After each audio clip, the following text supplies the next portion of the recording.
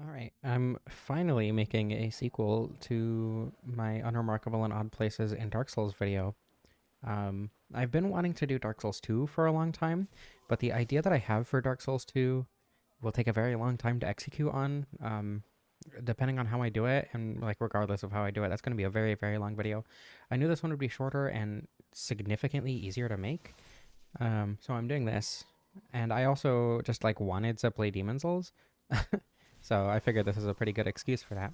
Now, somebody said the entire tutorial area always felt so weird to me. It's completely disconnected from anything else in the game.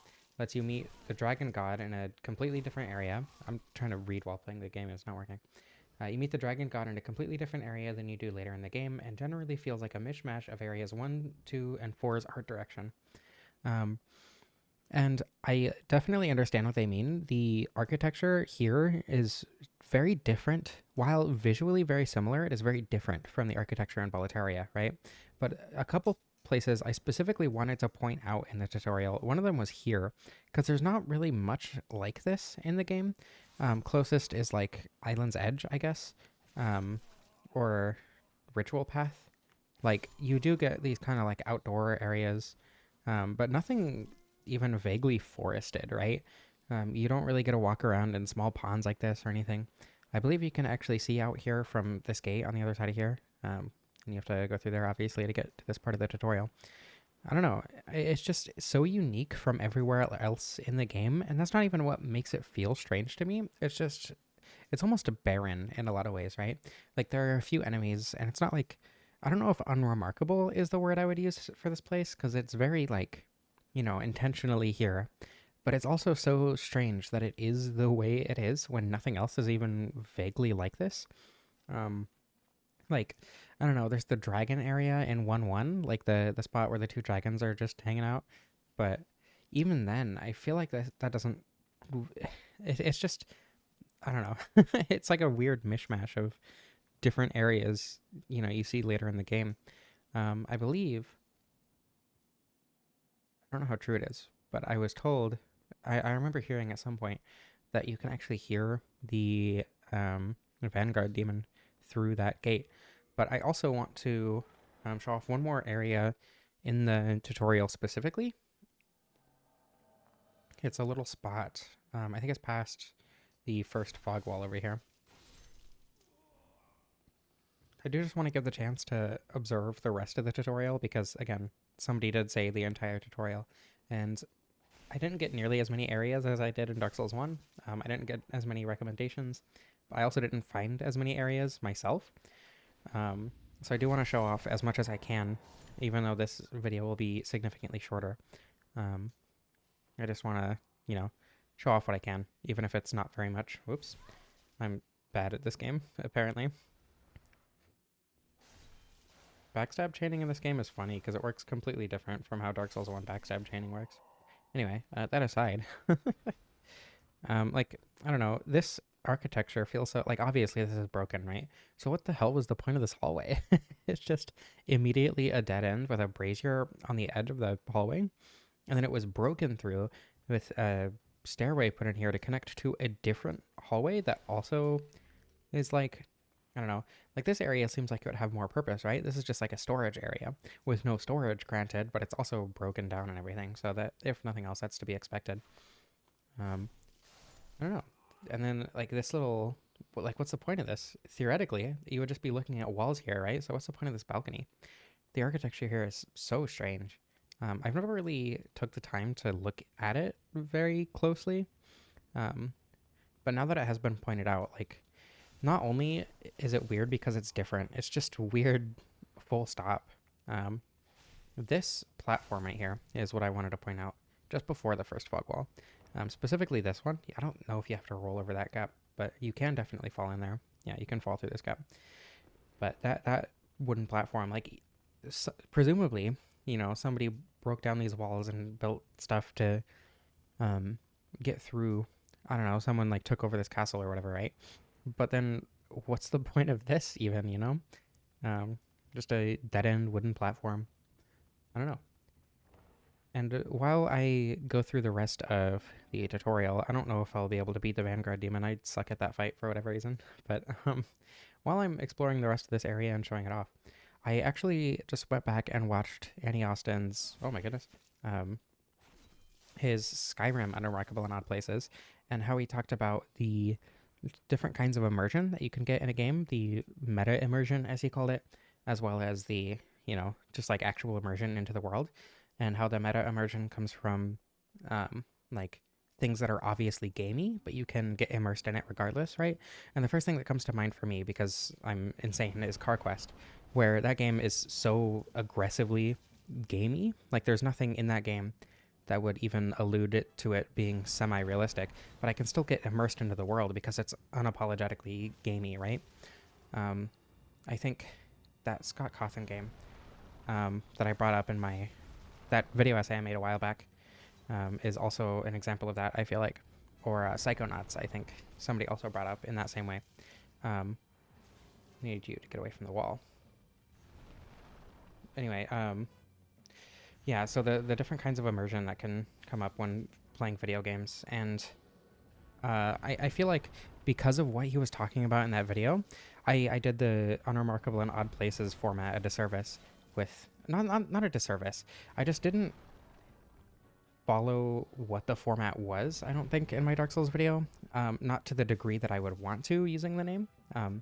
And Austin did leave a comment on that video. He said that if I were to use the name again, or if I were to do another video like that, he would prefer I use a different name. Just to like, and I totally agreed with him, just to like differentiate the two styles of videos that we were doing. But for this game, I want to do the same thing that Austin would do, right? So not just pointing out weird places, but specifically pointing out unremarkable and odd places that mean something to the game world in a way that you wouldn't expect like something to mean in the game, right? Also, I guess I'm not bad at this boss fight. um, anyway, so I don't know. I do want to do more justice to this format than I did, and I don't know if that makes sense. I just want this to be more like what Annie Austin does, because obviously he was a huge inspiration in even wanting to find areas like this and how I engage with art in this way. Obviously, especially video games.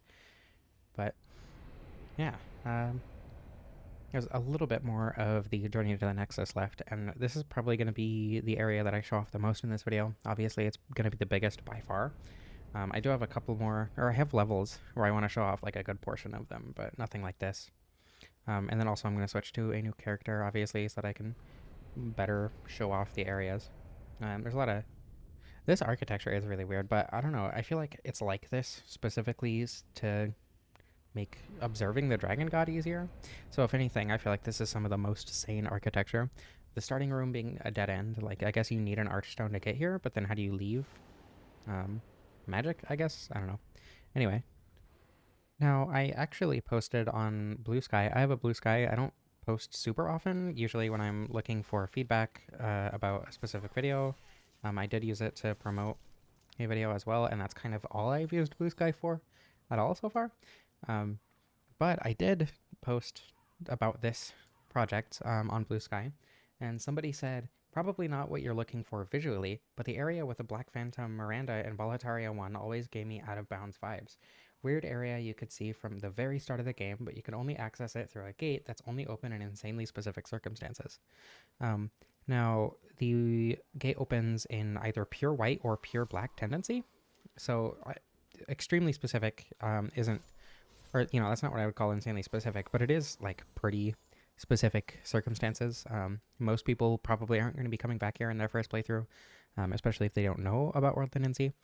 And I specifically wanted to be here in pure white World Tendency. Actually, honestly, there's not really a reason for that. I just figured it would be easier to get to pure white than pure black. But I actually mentioned that an area that I had already made note of for this was this weird nook here. And it exists purely because of how the architecture is. And this is more like a spot that I would have pointed out in Dark Souls 1, right? And like, I do want to point out the same kinds of spots in this video, but for different reasons, I think. And this goes back to like, corners that only exist by the product of how buildings are created, right? Or how anything is constructed, where you place walls and the corners are a byproduct of that, right? So this is a perfect example of that. And usually in video games, the corners are full of things, but or if not full of something, it's entirely forgotten, like these two. And I think this is a wonderful example of that. And then there's one more thing back here that I want to show off. So if we come down here, past where we would find Miranda, I'm gonna. This is a lot more dangerous, but I'm gonna drop down because the ladders take forever in this game. Oh, and I missed. Well, that's unfortunate. Anyway, after slowly climbing down the ladder because I didn't want to fall again, um, over here, I don't know. I don't know what it is about this tiny little spot. Honestly, this entire like building tower also does it, but specifically that little spot, it gives me the same vibes as like where you summon Latria for the gargoyles in Dark Souls 1, but to a greater degree, just because there's nothing over there at all, like there's no use for it, on top of it already being in a secret area that already feels weird. And not only that, but in a specific part of the sub area that feels even more weird, in my opinion. And I honestly don't even know why they feel weird. I think that's a colorless demon soul, and I don't feel like attempting to get it. So, um, I don't know. I guess, because it's so out of the way is part of it, and it takes so much like knowledge to even get back here in the first place, or at least experimentation.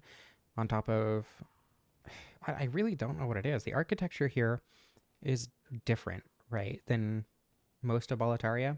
If for no other reason than it's just so simplistic. And not that the rest of Boletaria isn't simplistic, but it's simplistic in a different way, right? This is just like wooden rafters over a tower, and that's kind of it.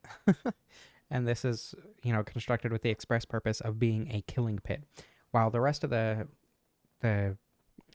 architecture in Boletaria is very not ornate but clean, I guess. And I don't know. We'll get there when I get to the areas I want to point out in 1-3, but it just feels so oddly different in such a minute but specific and intense way, you know?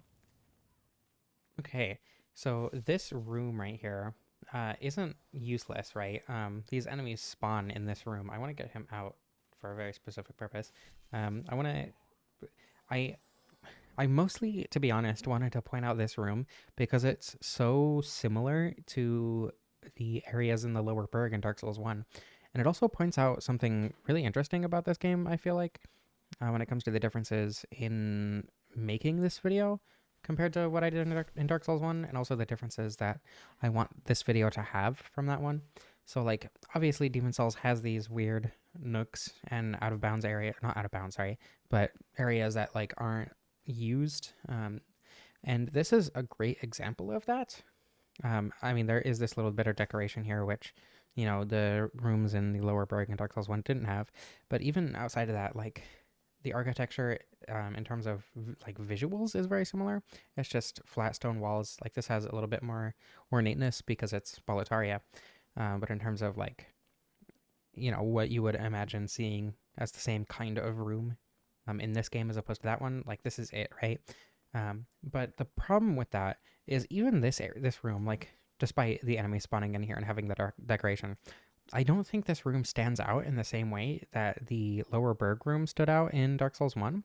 Just because in Dark Souls 1, like, there were parts of the game, or most of the game is just genuinely, like, properly immersive, while in Demon Souls, it is immersive, but the whole game feels odd, right? I guess that's what I'm trying to say. The atmosphere of the entire game feels very strange. So when you find little spots like this, like this is actually a good example. I didn't notice this until just now, like as I was going through here. There's just this little empty corner that's like, I don't know, like this, but it doesn't stand out because the entire atmosphere of the game is like that. Um, and the remake actually changes or affects the atmosphere pretty significantly. And I did want to talk about the remake in this video. Unfortunately, I'm not able to because my PlayStation 5 controller, both of my PlayStation 5 controllers have drift. I don't think it's necessarily needed, but it would have been cool to compare and contrast the two. Either way, I think just having this one is, just this one version works for this format and everything. But I don't know. It's just the areas that I wanted to point out. There were so many fewer, partially because the game is just smaller. It's a smaller game, so obviously there are going to be fewer areas. Fewer people are going to have played the game, um, so there won't be as many people giving me suggestions either. So I'm more likely to miss areas that would otherwise be included. Um, while in Dark Souls 1, there were a lot more people giving me a lot more suggestions, as well as me knowing Dark Souls 1 a lot better. Um, yeah, I don't know. Anyway, moving on. I did actually want to point out the dragon area initially, this area over here. Um, and I took out the red dragon. The blue dragon is not worth it. It took way too long. But I don't know. I wanted to point out this area for a similar reason that I wanted to point out the area in the Journey to the Nexus. I can remember what it's called. Because it's like there's not much like this in the game at all, right? This flat, grassy area that's like a lot more naturalistic than the harsh architecture of Boletaria, Latria, even the mines. Of why can't I remember the names? Regardless, it's a lot less deliberate looking, right? Um, but I don't know. After going through the areas that I have so far, it feels less like I should include it in this, and I'm not really sure why. I don't know if the dragon being gone would influence that feeling, but I don't know. When I pointed it out on stream, I did point out that it was. I streamed playing through this game on this character, specifically so I could make this video. But I did. Jesus.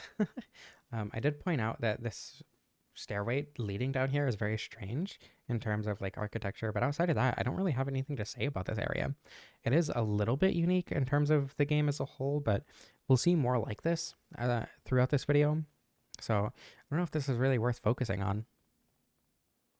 In the exact opposite way, instead of feeling naturalistic, this area feels overly artificial, like to a point. There are obviously these towers, like there's a staircase on top of the tower, obviously for someone who is like a sniper to be up there, right? To defend. But also, why are there towers within the keep walls like this? This feels like a really weird spot to have towers like this. And it more feels like those were put there to add, decoration to this area rather than actually being functional. And that's doubled by like this bridge. Oh, actually, there's an under area to it. I was going to say that there aren't doors like leading into the tower, but I guess there probably are where we can't see them. So never mind on that point. But regardless, like this rooftop even it gives me, get off of me. It gives me very similar vibes to the area in Dark Souls 1. When you're standing on top of that weird little spot in the Berg from the firebomb throwers, right, where you drop down, you have to like roll and drop it on that like rooftop area. I don't know if I'm explaining that properly, but if you look over in a specific direction, you can see a little like flat square rooftop like this. And that gives me the exact same feeling. This just feels overly artificial. And I wouldn't say it's immersion breaking because you're not really supposed to focus on back here. And even if you do, it's like, okay, well, I mean, the entirety of the architecture of Boletaria is weird. Like, we just saw an example of that with the stairs over there leading down to the dragon area. But I don't know. It just feels like more so, more strange in a lot of ways. I don't know. Everything is flat and square and very geometric, which I do like. I really like this style of architecture, even if it isn't feasible in real life. Like, obviously, these rooftops would fill with rain almost instantly, and then you'd have a lot of problems with that. But despite the, artificiality of it, I really like this kind of architecture. I think it's really cool. In the same way that, like, brutalism is cool. I love brutalist structures. And it's just because they are so aggressively artificial. So the vibe they give off is so different from most kinds of architecture throughout human history. In the same way, actually, originally I noticed it from this side, but then I killed the dragon and realized that I could show it off from up there. So anyway, moving on. Somehow I found nothing in 1-2, probably just because it's one narrow bridge connecting two parts of this. I don't know, what would you call it? A castle, a city, a keep, whatever. However, on my way to 1-3, which has quite a few places that I want to point out, probably the most of any level in the game. Oh, pardon me. Um, I want to talk about brutalism specifically and why I think it gives me the vibes that it does and how that ties into, what we're seeing in the game. So brutalism is entirely function over form, right? So you get these harsh exteriors that have no regard for aesthetics. Um, I mean, most of the time, right?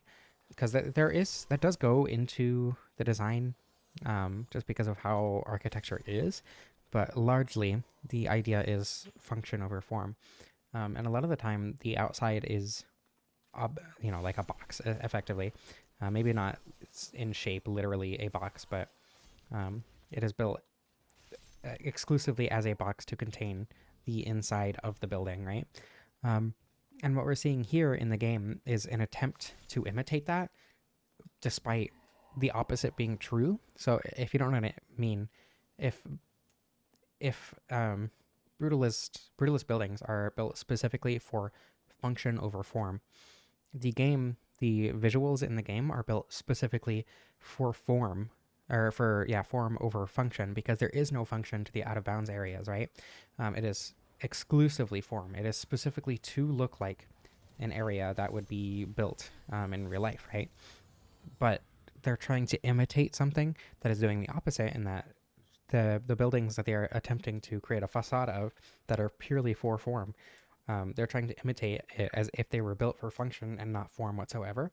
Um, and because of that, they went a little bit too far in one direction, right? In this instance, it's a little bit too um, artificial, right? It's a little bit too, like, you couldn't really do anything with that. That doesn't. It's so much attempted to look like function that it has stopped being for function whatsoever. Um, Now, I'm coming to the area where you rescue Yuria specifically because somebody, I think during a stream, mentioned this area. I don't know why exactly, and I assume they meant this area specifically. I don't know if they were talking about the remake, because the area in the remake, especially outside, looks really, really pretty. But this just being a platform, I guess it could be like a storage loft or whatever, right? There's a stairway up here. So this architecture doesn't exactly do it for me in the same way.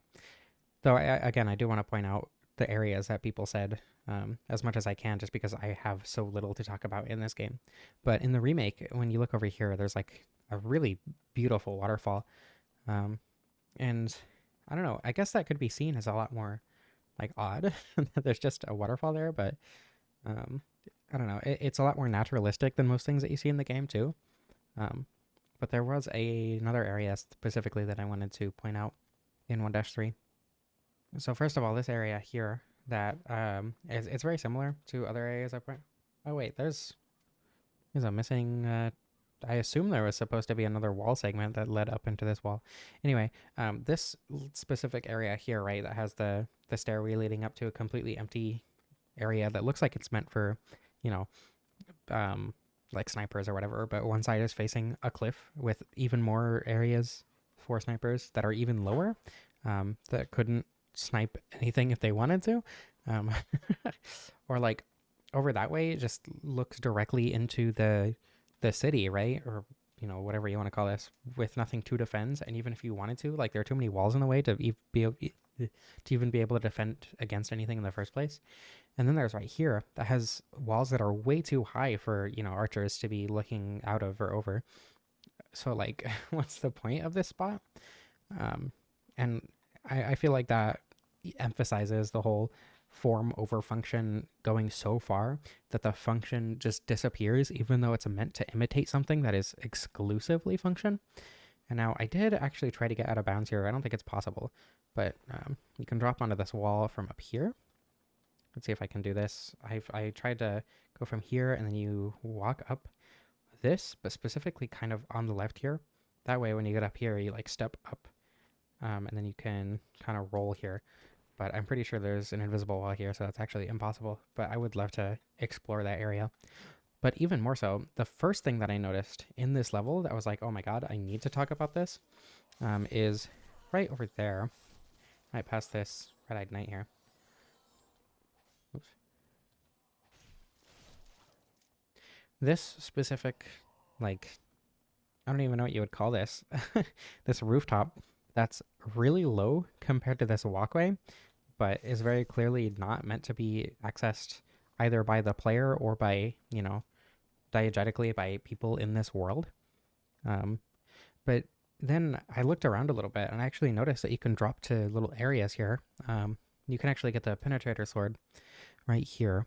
And I specifically want to point out that I don't think an area being useless is necessary to it feeling weird.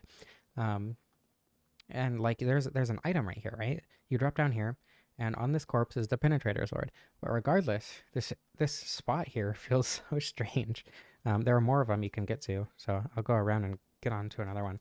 But it's just like, why is that there? Because obviously in the world, like in the diegetically, nobody's going to be dropping down to those spots, so it doesn't make sense in that context. From a gameplay perspective, I suppose it could be like, I don't know, a way to traverse downward, or I guess a spot to hide an item, obviously. But I don't know, like, it feels so pointless in terms of gameplay purposes. But if it, let's say it is specifically to traverse downward quickly, right? Um, at that point, it's like you've wrapped back around in what I was saying earlier, where this is entirely function and ignores the form, specifically the form that is trying to create a facade of being function. I don't know. It's just a weird piece of architecture that doesn't really make sense diegetically or in the game, or as like game design. And I think that's really fun. It's fun to. It's obviously not. It's really small, right? So most people aren't going to be focusing on it. It's not something to focus on. Um, and if nothing else, I feel like it makes it more fun to focus on, to like point out and say, "Hey, this is kind of weird, right?" This one is my favorite, just because it's such a short drop and it's just here. This feels like one of the square rooftops that I said I wish I could explore in, or that I could be on in Dark Souls 1. Like, this is one of those, and that makes me very, very happy. Obviously, the design of this game is a lot less refined than Dark Souls 1, because this came out, like, what, 2 or 3 years beforehand? So, I don't know. I just really like this spot. I really like spots like that, and I love that I can be on that, even if it's an oversight more than anything, right? This spot is a perfect example of a spot that doesn't necessarily need to be useless to feel weird. This is the spot that the Primeval demon shows up in Pure Black Tendency. I think it shows up right here specifically. I took a screenshot of this area and I posted it to YouTube in my community post asking for, weird areas in Demon Souls. And somebody said, oh, well, the Primeval demon spawns there, so that's why it's like that. And I think regardless of that, and like there's an item here too, obviously, but regardless of that, I do think this area feels weird because, like, I don't know, it's an area that it feels like you're not supposed to be here. It's a weird, seemingly natural formation. So it kind of breaks the whole like why is there an elevator down here? I never even questioned that till now. Why is there an elevator coming down to this spot? So diegetically, it doesn't make sense. But also, like, why didn't they put a platform here? That would explain the elevator completely. They could have like this as like a storage area or like a blocked off mine entrance or something. But no, it's just a flat cliff face. And I think that's, honestly, I think it's cooler that it's an area that doesn't feel like it's supposed to be explored. Oh, I didn't even notice the background stuff. What is that, like a broken dam or bridge or something? Huh, there's a whole, I don't know. I haven't really focused on the background, but I feel like that adds to it too. Regardless, I don't know. I like this. I like this spot. It does feel like one of those spots that would be like, oh, I want to go there. Even if there's nothing to do there, I want to be there. It feels like another one of the spots that I am allowed to go to by Demon Souls and by their, I don't know, inexperience and level design. I don't know. I just like this spot. Regardless of it actually having a purpose, I find it very odd and unremarkable because it breaks both, meta immersion, where there's literally no point to this being here, both in terms of game design and in terms of world design, but it also breaks the actual immersion that Austin talks about in his Skyrim video. That got me thinking about that, watching that just before, because like this rock doesn't look, nearly as realistic, I suppose, as like the stone wall, right? Like the stone wall isn't realistic, but it's very obviously a stone wall. While this rock just looks like a rock texture that they plastered over some, you know, slightly vaguely rock shaped faces. um, not that I think that's a bad thing. I think if you're not really like looking for it and paying attention to it, this could personally hold my um, immersion perfectly fine. But I think it's really funny that if you are looking for it, this just completely shatters that. Whoa, there's a platform down there. I don't know if that really counts as something that like an unremarkable odd space, but I want to go down there. Now, to be entirely honest, I can't actually find this next spot.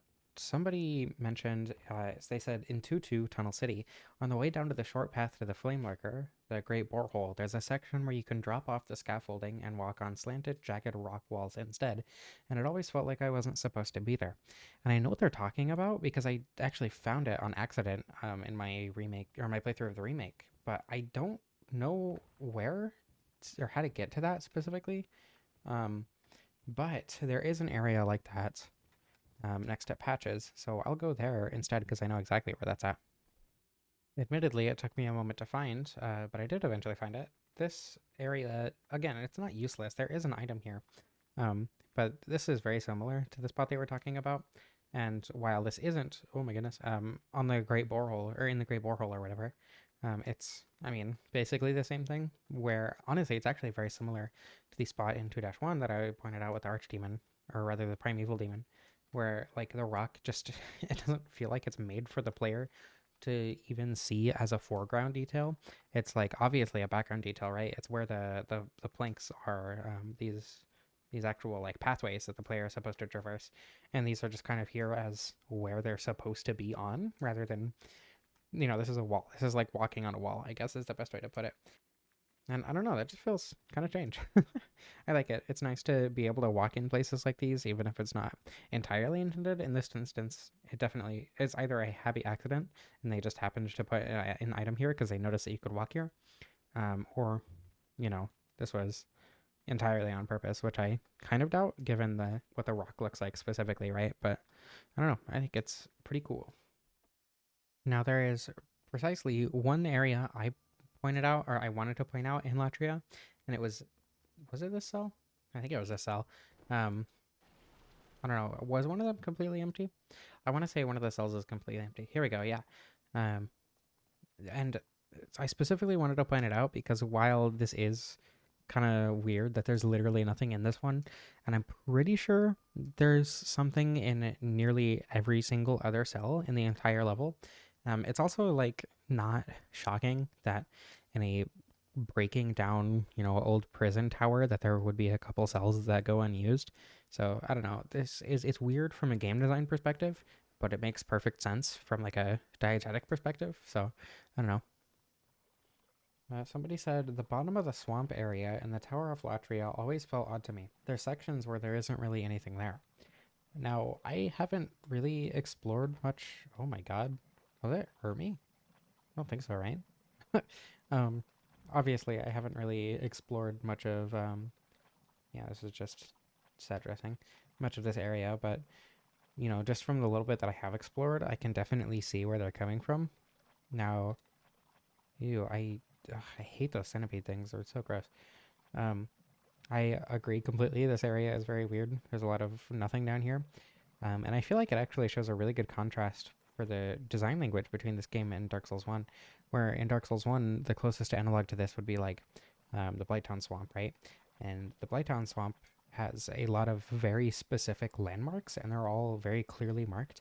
There's not a lot of empty space in the Blighttown Swamp, and the little empty space that there is, you can see a bunch of landmarks from everywhere down there, right? While here, like what landmarks are there to see from here? There are some towers and some bridges that I'm not on, and that's kind of it.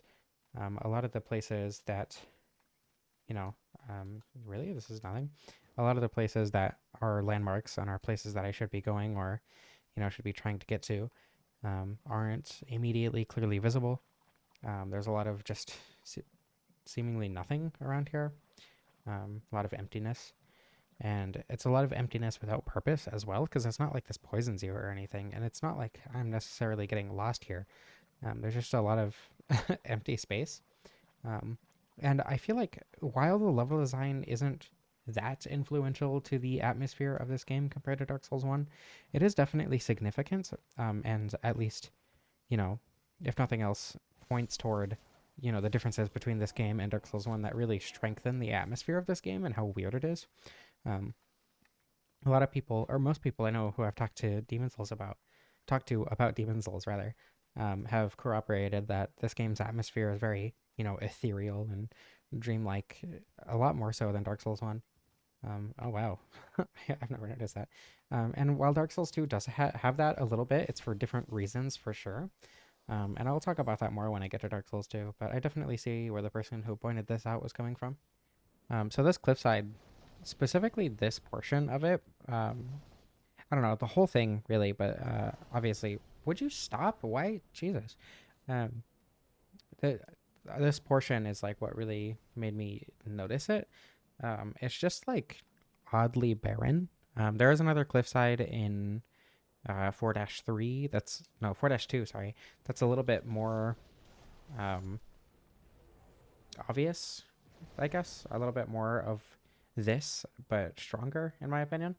Um, but I don't know. It just feels weird to be on this cliffside. This doesn't feel like a constructed path, but obviously you have to come this way to get through to here, which goes to the adjudicator. So obviously this is required, right? I mean, you can do the thing where you roll over the wall or whatever, but the intended path is through here, and that's just kind of how you can get killages from those guys. Huh. Anyway, um, uh, it's just like the way the architecture is built, not built around this, but the way the architecture just fell into the specific spot to work with this pathway. And like even especially right here, but I don't know, even how that stairway, yeah, how those stairs over there, just kind of, oh my goodness, just kind of go into nothing. Like again, just the way the architecture happened to fall. Last time I was here, I was not getting attacked as often. Jeez. This is the spot that I said is kind of more what I was talking about, but I don't know. You have to come out here. Like this does, the architecture does conform to this path. Like you do have to come this way to even beat the level at all, and that's like the way forward or whatever. But more importantly, I just think it's kind of, I don't know. I guess in the same way that um, 2-1, that rock is like, or the cliff face rather, like just how flat that looks. Like obviously if there wasn't a kill plane there, I could just drop down and walk around and be fine, but because there's a kill plane there, I can't do that. um I don't know, that feels weird to me. Not that I can't walk down there, because it makes sense from like a game design perspective that I can't walk down there, and it, but like diegetically obviously it doesn't make sense that I can't walk down there. But even outside of that, it just looks so, I don't know, not plain. To be honest, this might actually just specifically pertain to me and my personal experiences. I wish they would stop. Jeez. This might pertain to me and my personal experiences, because this does actually remind me like a lot of like beach beaches that I used to live by and go to a lot. There were cliffs that were like behind ropes, like roped off areas, because they were obviously dangerous, and the city didn't want general public going there. Because narrow pathways and stuff that people could fall off of. But obviously, I went on them all the time. Luckily, I survived to tell the tale. But I don't know. This area does remind me a lot of that. One that I live by and reminds me probably the most is in Pacific City, Cape Kawanda. If you're ever in Oregon, highly recommend it. Very, very beautiful beach. Um, but I don't know. I think that's why this is so viscerally strange to me, I guess, is the best way to describe it. I don't know. So, World 5 is a little bit weird in this, because I feel like there are a lot of places that you could consider, unremarkable and odd in this level. And I don't know, it kind of goes back to how the whole game is kind of odd. This whole level is like especially odd, right? Um, it doesn't feel like you should be anywhere here. And because of that, it's, oh my goodness, I don't want to end up falling. And because of that, any area that feels like odd or would feel odd in any other level just ends up feeling kind of, I don't know, normal. I guess it's kind of the same with Blighttown. There are a couple random platforms in Blighttown that don't have anything on them, and they're like, why can you be here? But it's cool that you can. Actually, honestly, the platform with the Aito is kind of like that as well in Dark Souls 1. Um, but I don't know. So it's hard to say that any specific area in this level, especially 5-1, is like specifically unremarkable and odd relative to the rest of the level. But I do have one area in World 5 that somebody pointed out, and I agree with very much so. There is one specific spot in the swamp that I want to talk about. I feel like the entirety of the swamp in 5.2 kind of applies to this, but specifically where the Primeval demon is, if I can remember where it's at, because it's just an empty area of swamp. Hold on, let me see if I can even find it in the first place. Okay, yeah, I think this is it. Obviously, the Primeval demon. Oh my god, the mosquitoes. Um, obviously, the Primeval demon isn't here because I'm not in Pure Black World Tendency. Um, I think this is it. But it's just this massive expanse of swamp, and I guess it goes the same for what was it, 3-2 at the upper Latria swamp. I guess lower Latria. Anyway, um, yeah, just this massive open area of nothing, and a lot of the swamp is like this. But obviously, because of how the level is, you like follow along a specific path and don't end up in the nothing areas. But this is kind of unique because you can actually see beyond the bounds of the level. And there is one more area like that I will get to in a little bit. Um, but largely, yeah, this area specifically was pointed out. They said the area behind 5.2 is Primeval Demon. It's just a really big and completely empty area. Not that interesting visually, but it's weird and feels like you're not supposed to be there. And like, actually, this is probably a really weird comparison, but it reminds me of the Dragonfly Falls area in Spyro: A Hero's Tale, I think. So like after you repair the ball gadget, I think it takes 8 light gems in the first world. You go to this Dragonfly Falls area, and there's like a pool you can swim in, and you can swim up to a barrier. It's like a rope barrier, and you can see past it just like this. I believe that also you can also do that in the second world. I don't remember what it's called at all. There's like an ocean that you can swim in, and you can get up to a rope barrier. I think it's actually possible to clip past one of them too, and like swim in the air or whatever. Um, but I think this reminds me of that in a weird way. I don't know, pretty like indirectly, but regardless. Now, I know that I said that Demon Souls as a whole is really odd.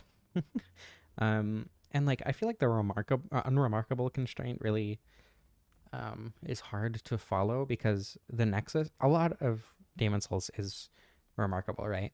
And I wouldn't say the Nexus itself is particularly unremarkable, but certain areas definitely are.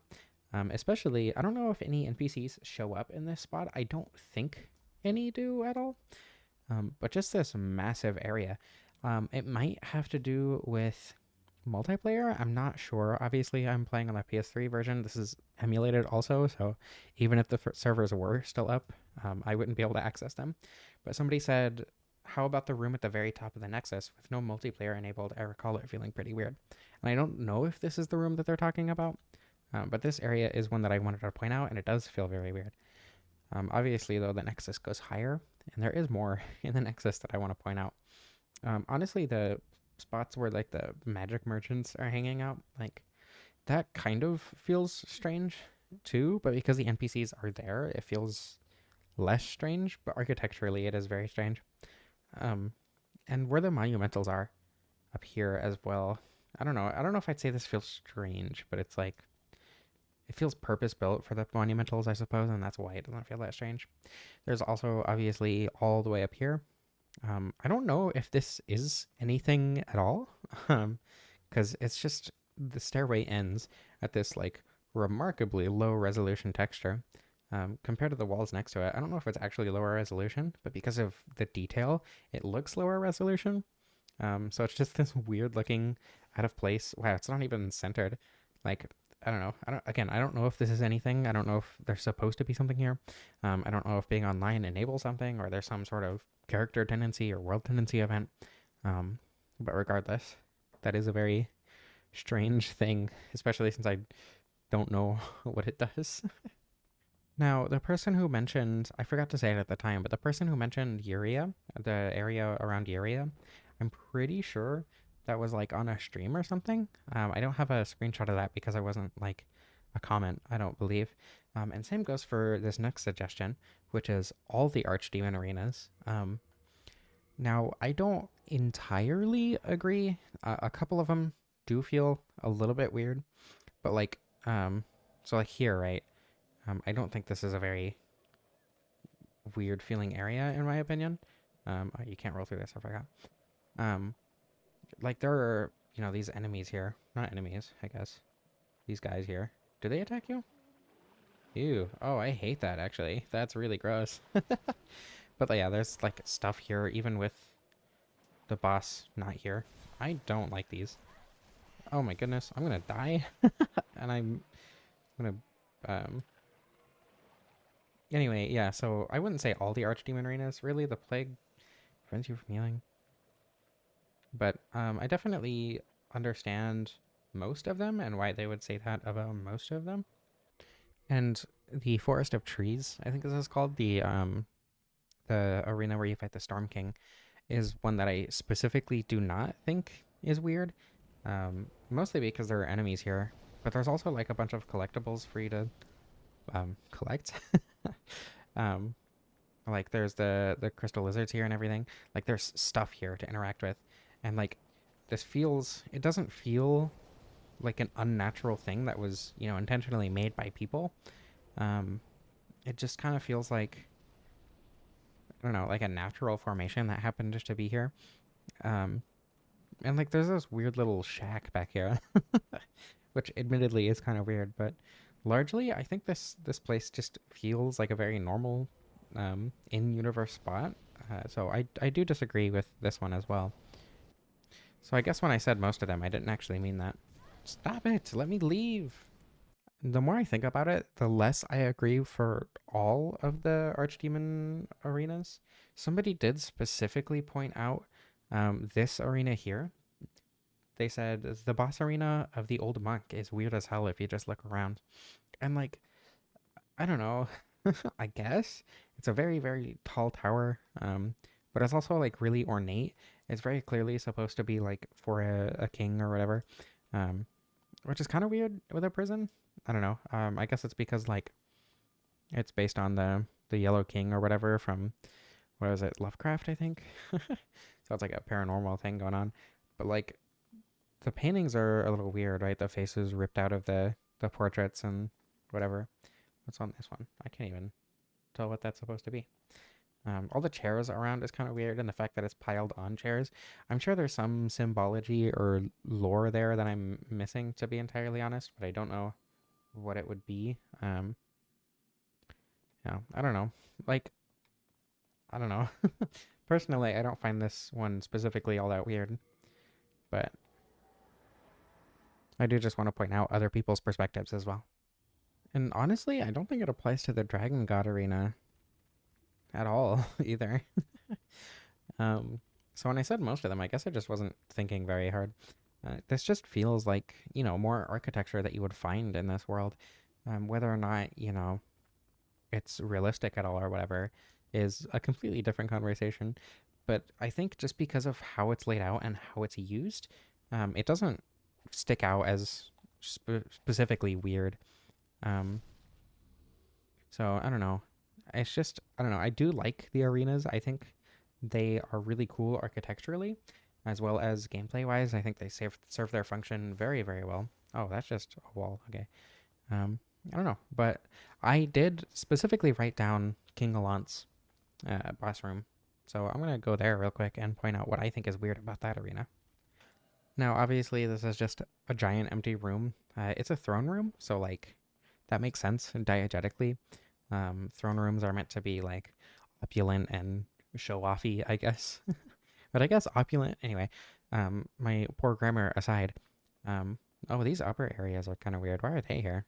I guess it's like a space for the council or whatever, right? But how do you get up there? I don't know. Regardless, the main reason I wanted to point out King Alon's arena was because of over here. There's first of all, what is going on with those pillars? Why are those there? Oh, I bet they're braziers, right? Um, anyway, regardless, it's not like you would be able to see them from very well from like down unless they were really, really bright flame. I guess magic flames, right? But then in that case, why would they be so small? Or why would you need the braziers in the first place if you're just gonna use magic flames? Anyway, this is an instance of one of those areas that like there's no reason for me to, and I don't know why I want to, but I want to go out there and I want to walk around on it for literally no reason. I just think it would feel kind of weird, kind of cool to stand there. Um, and like the rest of the arena does stand out as specifically weird among all the Archdemon arenas, in my opinion. I like this arena. I think this is a very cool spot. I like it. Now, there's one more spot that I want to show off. Now, once again, the unremarkable aspect of the title is extremely debatable here. But it's not this area as a whole, it is specifically the edges. Because the way that they scattered these rocks, or rather these bricks, I guess, it's done in such a deliberate way that it is obvious that you can't get past any of them, but it looks like from a distance you would be able to get past them, and it creates a really really convincing illusion that this landscape just goes off forever, and it is entirely up to you to just go straight to the end of the game and not explore back here. And you can go like shockingly far with how not far you can go, like to the sides. You can go pretty far back here, not like super super far, but enough that it's like, wow, they bothered making it this long. Like you can come all the way back here, and it's, I don't know, it is very strange. First of all, you can come back here this far, but also how convincing the illusion is and how much it breaks down when you actually follow this perimeter and pay attention to where the bricks are and how perfectly and you know um deliberately they were laid out. Because obviously, this is ruin, but the bricks wouldn't fall like this. It's not like somebody would build a wall that looks exactly like this, in this shape, so that if it were to crumble but the base were to stay there, it wouldn't be in this shape, right?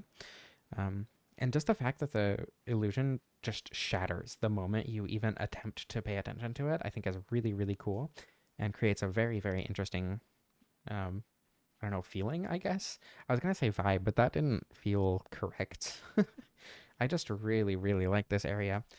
There's obviously nothing to do here, which is disappointing, but regardless, I don't know, I just like being here, regardless of there not being any reason to or whatever.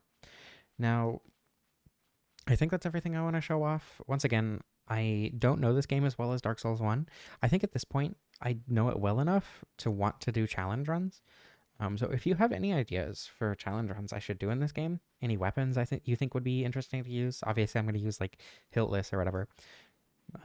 If you want to see hiltless, definitely let me know so I know to do that sooner. But I also really want to use the luck scaling weapon because it's such a unique weapon for this game.